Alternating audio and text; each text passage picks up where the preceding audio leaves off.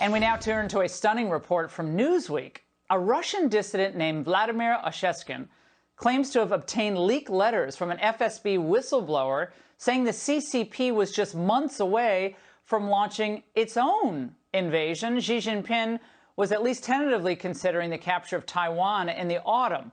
There's a colossal power struggle among the party elite, though. Now, after the events in Ukraine, this window of opportunity has shut. Joining me now is Mike Pillsbury, Director for Chinese Strategy at Hudson and author of The 100-Year Marathon. Mike, Fox hasn't confirmed the authenticity of these leaks.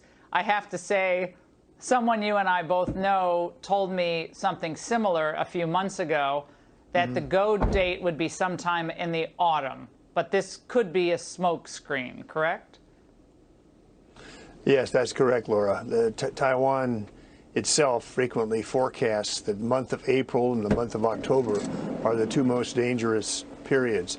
That's when the sea state is flat in the Taiwan Strait and the chances of a monsoon or even major thunderstorms are much less. So we know that Beijing does debate what it should do about Taiwan and if it's going to invade, when. So this leak, if you will, from the Russian intelligence service, from a whistleblower inside the Russian intelligence service, fits in with the idea that Taiwan as a topic comes up in Beijing. Sometimes they'll postpone it for 2 or 3 years. They're always looking for favorable circumstances. And that's my own worry, Laura, is that unless we get a peace deal involving Russians and Ukraine, this provides an opportunity for the hawks in Beijing to say, this is our chance, let's go.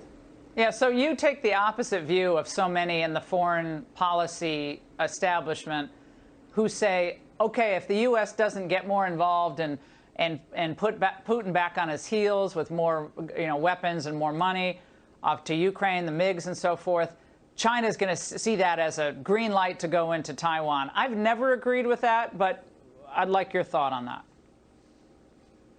Well, I agree with the clip you played of Neil Ferguson, that we need to focus on the makings of a peace deal. That's going to deter Xi Jinping and the Chinese hawks if they see that something's worked out involving neutrality of Ukraine or some sort of promise that he won't join NATO for 10 years.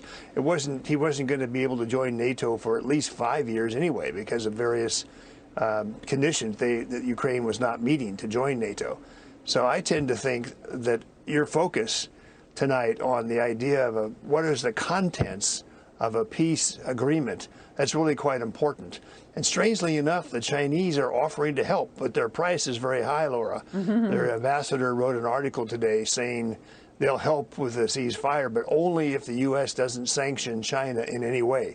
So they're afraid of sanctions being put on China.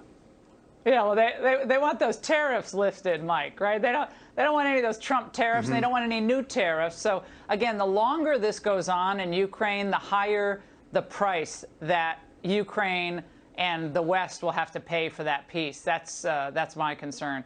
Mike, as always, thank you.